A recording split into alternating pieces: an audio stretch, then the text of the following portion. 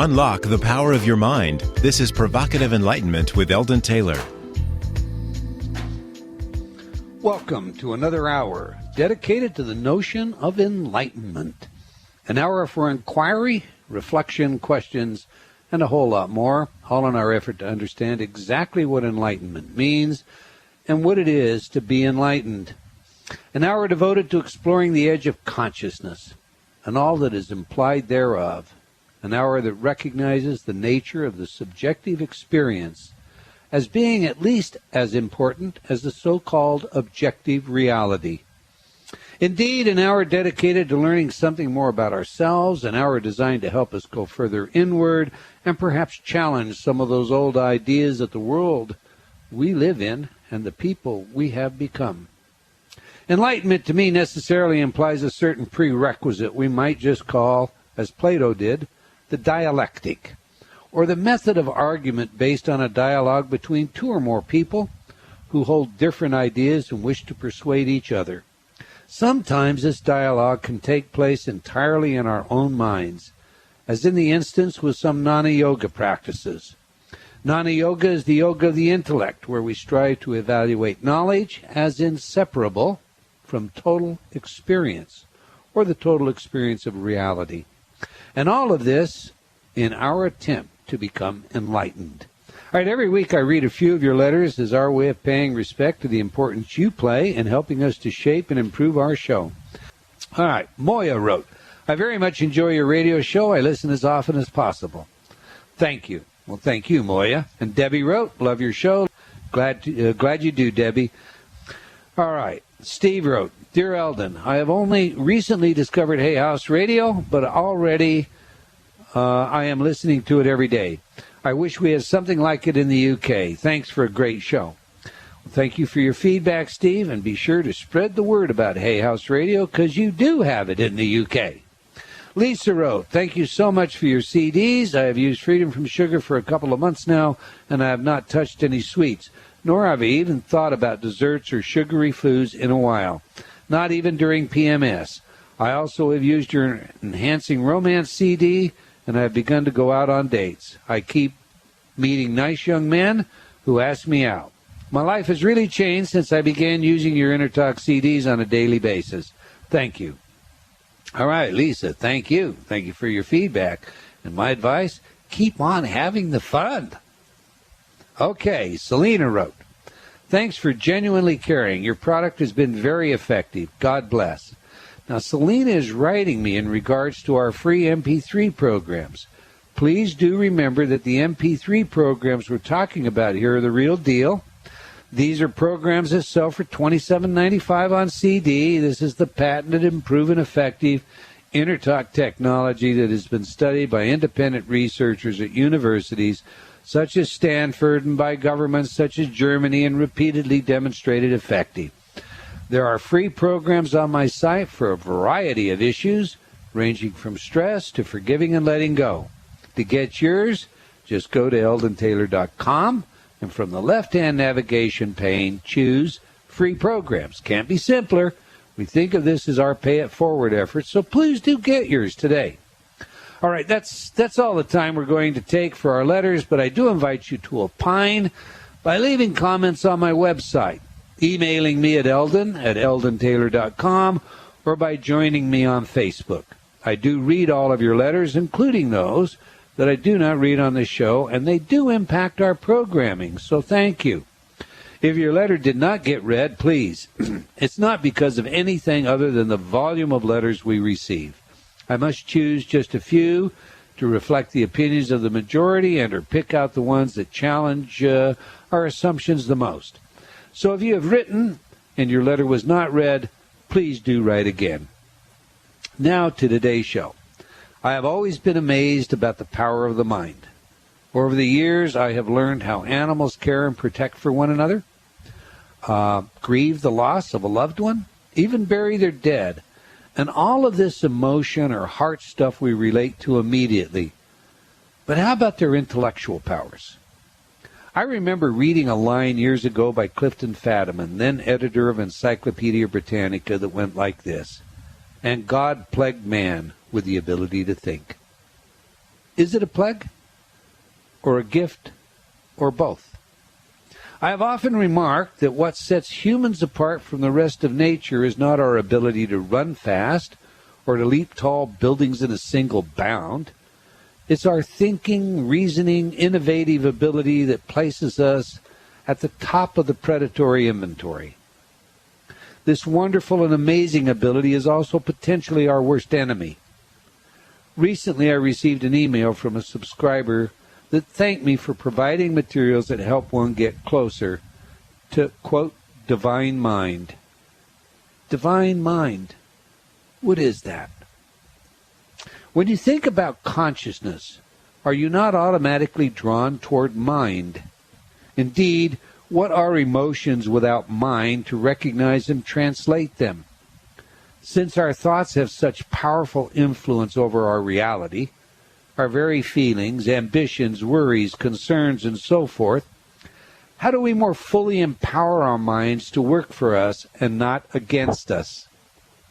That is it possible to train the mind and in the process to untrain those old self-sabotaging thoughts and feelings that many have taken on in their lives? Well, I think so. And there are some truly remarkable technologies today that can assist us in doing so. Many of you have asked me to personally do this show on precisely this subject, to share my work and findings, and so to that end, today we will discuss mind power technologies, and I will happily take your questions. You can join us by calling toll-free 1-866-254-1579, and international callers can dial their country code, then 760-918-4300. Be sure to sign up for my free newsletter. Lots of great information comes to you this way. Plus, you'll always know where I am and what's on next. Okay, Ravinder, I can see you chewing nails, figuratively speaking. I know you don't really chew them. In fact, one of my favorite stories about our InnerTalk programs is about chewing our nails. If you remember that one. It was Roy's very favorite, too. The fellow that came in, he bought a Stop Chewing the Nails CD. Actually, it was an audio tape at the time. And he came back a couple of weeks later, and he had a complaint. He said there was nowhere that came with his Stop Nail Biting program that it told me I was going to have to buy nail clippers. You remember that one? I do. All right, well, it's up to you. You have some questions that our listeners have asked. Where do you want to begin? You know, we've already got a question. Danny says, could you guys talk about self-hypnosis? Can you play a sample of it? She says, I have no idea how a CD would sound on self-hypnosis. And then she says to me, Ravinder, could you speak on what you might have used it for? Yeah, well, that's kind of cool. That's Good actually question. a big question right there. So, but that's a question you can totally answer. I mean, you don't need me for that because... I always need you. Well, that's nice. All right. First of all, self-hypnosis. What is self-hypnosis?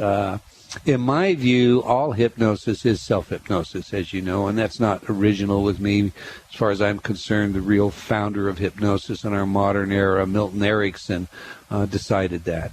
So this library is really designed to teach you how to hypnotize yourself. Yeah, it actually goes further. You know, I mean, hypnosis is self-hypnosis, but the way I met you was when you were teaching in England at the National College of Hypnosis and Psychotherapy. So I had a background in hypnosis.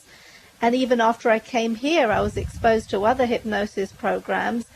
But it really was only through, you know, some of your education, because he educates me all the time, in case you guys don't know that out there. Likewise. It's a two-way street, folks. But, you know, the application of using self-hypnosis was new. You certainly did teach me that, and I use it a lot. I use it all the time. I use it to help me go to sleep at night if I'm having difficulty falling asleep. If I get up during the night and I can't sleep, again, I will use it. I use it to find answers. I use it for meditations and, you know, the spiritual inquiry. I've discovered that I use it a lot, and it's so convenient because it's in my head. You know, I don't have to have any special equipment, or I don't have to do anything other than apply the techniques that I have used. So to answer your question, Danny, this is actually a course on self-hypnosis. So what you hear is Eldon talking to you about how you do it, what you can do when you're in that state. He gives you an introduction to self-hypnosis.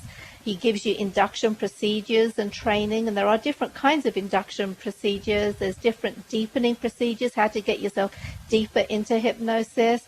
He does actually offer several hypnosis sessions as well, but all of that is going to be, the audible part, and then, of course, you can use the subliminal reinforcement as well.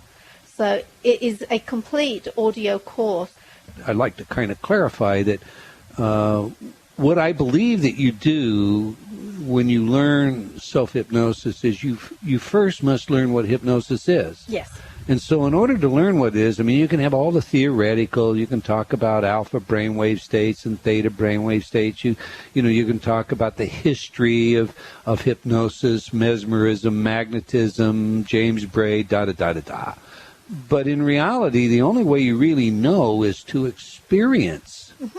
And so, what I tried to do in this training library was to give you the actual experience. So you get the experience, then you get the post-hypnotic cues necessary to reinduce the experience, while at the same time you're getting how and why of everything interfacing, and then you get deepening procedures, and in doing this over the course of 3 or 4 sessions, you really get the ability to where you can just use the cue. I have my own cue that I used to use all the time when I went into a courtroom, because if I was called to testify, I swear I needed a new sports coat, a new suit jacket at the end of every testimony, because my armpits would pour like they were the Spokane River, And I would use that cue. It was a simple cue, it was relax now, and I would find that all of that kind of, well, not all of it, but most of it for sure,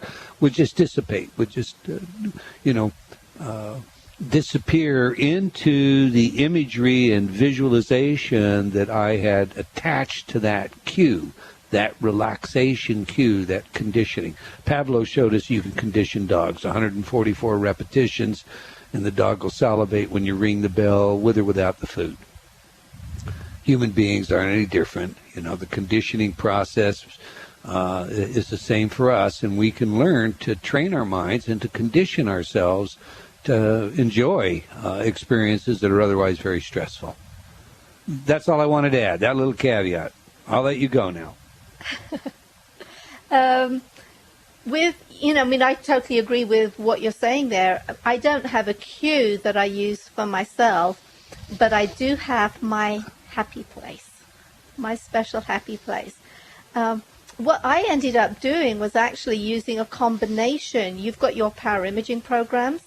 Now, just for everyone out there, when I first came over here, I had background in hypnosis, but to me, hypnosis was the old stuff. That was boring. It was the subliminal that was new and exciting. So it took a long time for me to even try your power imaging programs. And then I had to try one day for quality control purposes. And I put on the Esteem. You were out of town at the time. And I put it on at night, put my feet up, lay back, heard the voice count me down. And then I heard the voice count me back up again. I heard nothing in between. So for quality control purposes, zilch. I tried the same thing again the following night and had exactly the same experience. So then the next day, because I still had to quality control this program, I had to play it as I was cleaning house, because then I could hear the whole thing. Now, I've not had that experience since. Now whenever I use the power imaging programs, I do actually hear it all. But what I've ended up doing now is I use a combination of, what you teach in the power imaging and what you do in the self-hypnosis training course. So now, at the drop of a hat, wherever I am, I can be on a crowded bus, I can be arguing with the children. Not that we do that, but... Oh, no, we'd never admit that. But I just sit back, take a deep breath, close my eyes, and I am back on my beach in my house. And it is serene. And then whatever I want to work on, I have my chair in my house and it's facing the TV screen. Now, you have to try the power imaging programs to understand fully what I'm talking about here. But, I sit in my chair, I face my TV screen, and I tune to any channel that I want. And I get to see, what the issue is. I get to see the answers. I get to access my higher self in this whole process. And I do that. I have that with me. So it's not something, as I said, that you have to carry tools around with. That's the beauty of it. I've always got it. So I have my happy place. Yeah, I think what you're describing when you talk about that period of time where you just felt like you were asleep is a very common experience. In that common experience, you're really not asleep at all. Before we get back to today's show, I want to remind you to I'll put that word in quotation marks, in the words of Facebook, our Provocative Enlightenment Facebook page. And while you're there, again, I invite you to join me personally on Facebook as a friend. And finally, be sure to check out the free programs and sign up for our free newsletter when you visit eldontaylor.com. Okay, now back to the show. Ravinder, you were telling everybody about this hypnosis program. All right, now, we have a number of questions. We're going to take a question before we jump back in. Andrea, you pointed one out that's really, well, all questions are outstanding questions. What is the question? Yes, Vic, I'd like to know if the hypnosis CDs are a voice-guided visualization, or are you listening to subliminal undertones of music? And the answer to that is a little of both. I mean, first of all, hypnosis has always got a voice in it. If you're a hypnotist, you have to learn to talk. You push the talk button so that you can go nonstop. I can remember a dear friend of mine, also an author today, who has had one child, and she wanted to have this child natural birth. And so she asked me to help her do it with hypnosis. And we did preparation in advance of her maternity. And so once a week I saw her and we did some conditioning. Then the time came that she went into labor, and she and her husband called me because he'd rushed her up to the hospital. So I went up to the hospital. She wanted no blocks. She wanted to do this completely natural. And I can tell you what 24 hours of nonstop talk is about, because it was 24 hours of nonstop hypnosis to keep the pain away for this lovely person. But what you have, in answer to your question, Vicki, is you're going to have guided imagery, which is someone talking. In a beginning instance, you're probably going to get a progressive relaxation. So you're going to be asked to think about an area of your body and to direct all your thoughts to that area, and then to begin to relax it. Now, I'm greatly simplifying this, but you're going to have that voice pattern. You're also, in our programs, going to have tones and frequencies that will entrain brainwave states mechanically, like your physician who taps you on the knee and you get that knee-jerk response. You'll have a frequency following response. Your brainwave pattern will slow down, will enter into these alpha theta states mechanically. All right. Now, Ravinder, where do you want to go from here? Well, the other thing that, you should all do out there is actually subscribe to Eldon's e-news. He generally sends it out every other week. He includes articles and other free things constantly in there, but it's also the only place he advertises the majority of his special offers. When we keep all our other costs down, then we can pass it on to everyone. So if they subscribe to your e-news. Yeah, that's great. And the specials do come out, but I'd like to think that we have some great articles in there too, I said that. Yeah, I know. I said you have I just want to emphasize the great articles because I write them all. Yeah, but then people, make their comments, and then you often reply to those emails whenever you can as well. So it continues the dialogue, in a great deal more depth. Okay. Now, Andrea, regarding subliminals, and I want to get to that. So read this comment. Claire says she has the arthritis program and has noticed a difference after a few days, and she's just hoping you'll cover exactly how the subliminals work. Okay. And from the rest of her, she says, I know my subconscious mind hears, but I guess that means the subconscious hears everything. Could you talk a bit about the mechanics of it? As I have used for many years, I know they blah, blah, blah. Okay. All right. Now, Bottom line is this. We tend to believe that everything that you process in your life is stored somewhere in your mind, somewhere in your memory cycle. It may be repressed, it may be lost, but I have personally seen, let me give you an example of this. I have personally, in years past, I'm sorry for the double digression there, but in years past, I did a lot of forensic hypnosis. And in instances, I've had law enforcement call me in because someone has lost something. And we have been able to utilize hypnosis to find where they last placed that loss. But the most important, most impressive experience I ever had with this was a armed robbery victim. This was a gentleman that was leaving a theater, a multi-screen theater with a night deposit, taking it to, well, indeed, he was at his bank, about to make it in the night depository, when a vehicle pulled in behind him. Somebody jumped out of the car, ran up, stuck a gun through the window, and demanded the money, whereupon he gave him the money, and they fled. He was able to tell law enforcement, essentially, it was a very big gun. And that was it. It was a very big gun. Now, under hypnosis, this fellow had been the manager of a Hertz auto rental. Under hypnosis, he had seen the automobile in the rearview mirror pull in behind him.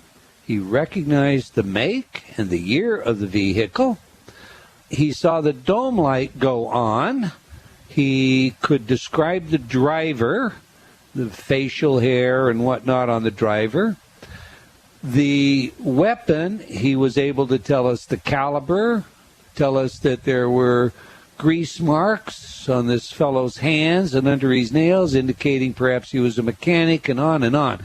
To make a long story short, before the night was over, we had an arrest.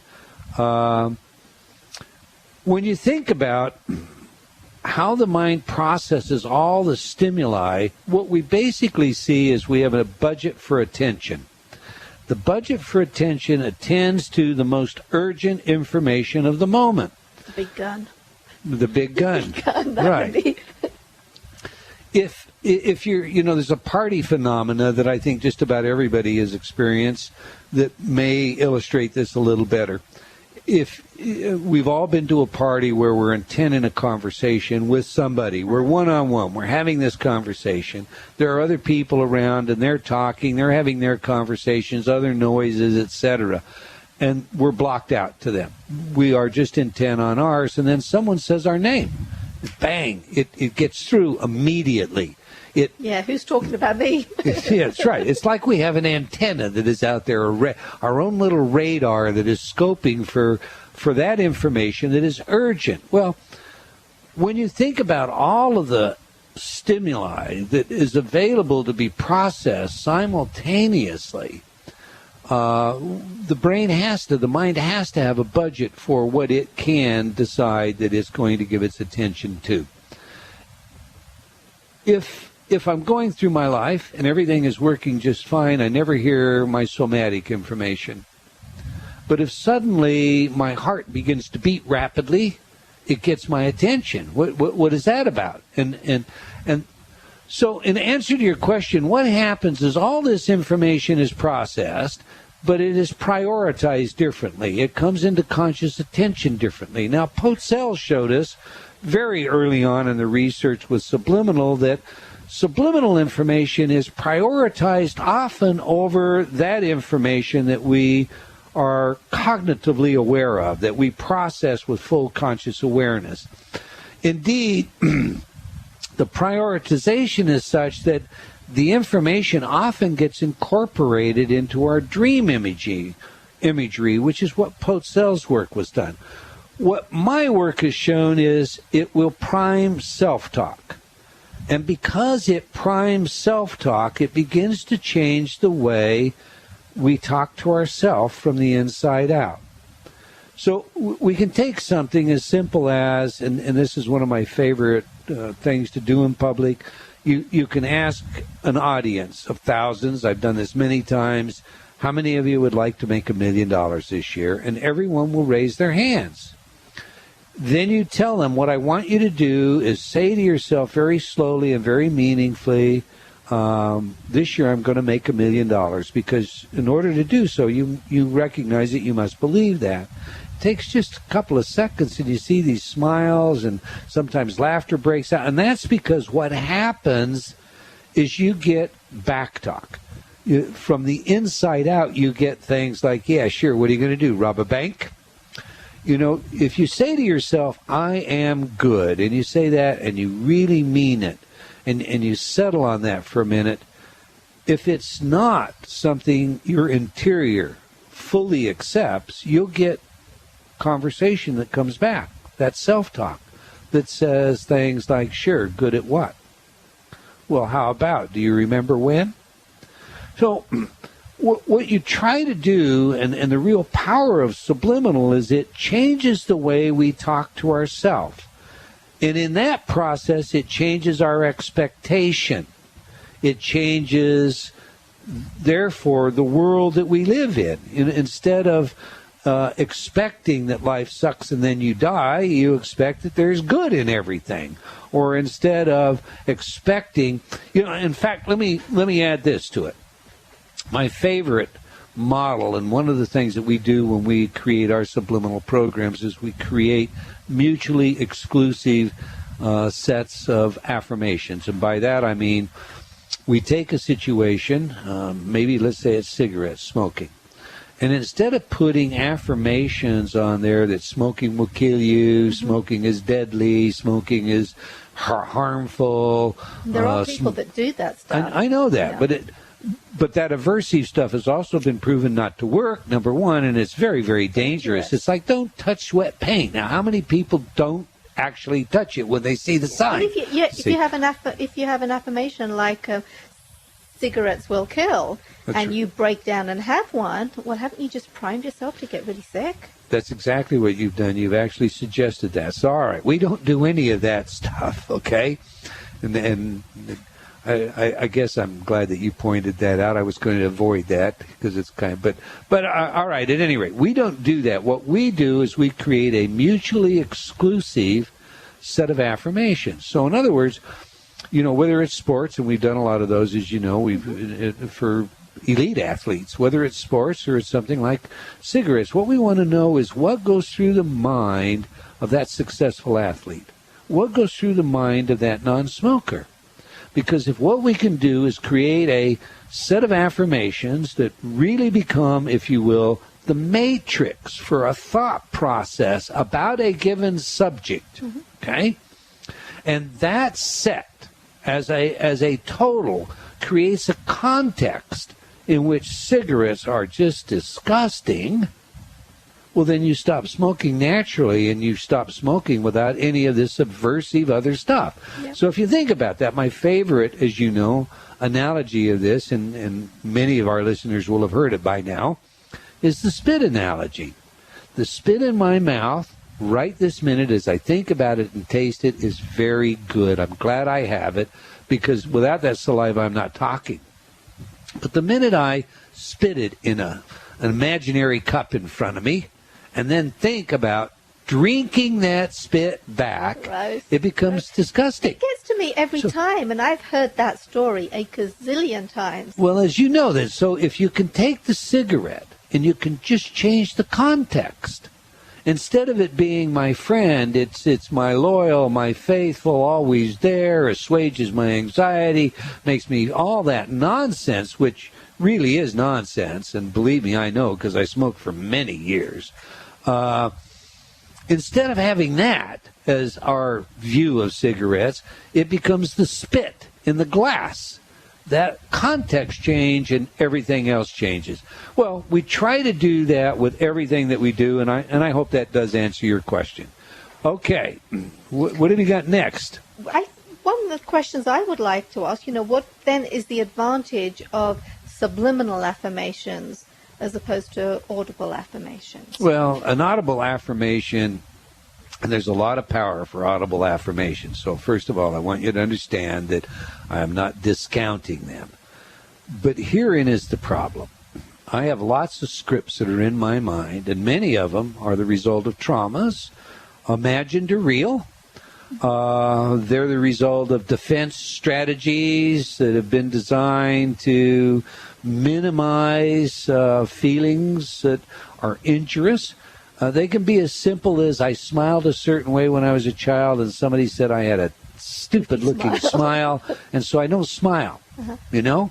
And deep in my mind, this compensatory strategy, these defense mechanisms, all of this kind of thing, they have their own traffic pattern, if you will.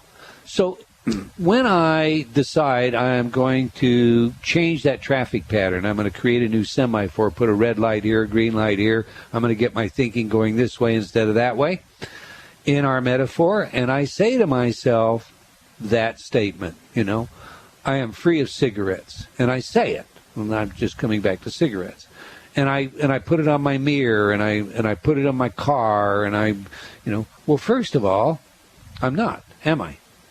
I'm looking at it, and I'm not. And second of all, I'm going to get this back talk. Yeah, sure you are. I mean, who are you kidding? You know, now anything that is, I said earlier, you know, I am good. If you have an esteem problem and you're creating affirmations, and those affirmations, I like myself, I feel good about myself, they're helpful. But if this esteem problem is due to issues that for all intent and purposes are tied into defense strategies, that typically not going to be successful. And the reason for that is we rely on how we talk to ourselves much more than how people talk to us. So when I read something, I am good, and my inner talk says back to me, well, yeah, maybe at some things, as Ford might say, when that shadow surfaces itself, there we go, thank you. What I end up doing is I find that I compromise the power of that affirmation.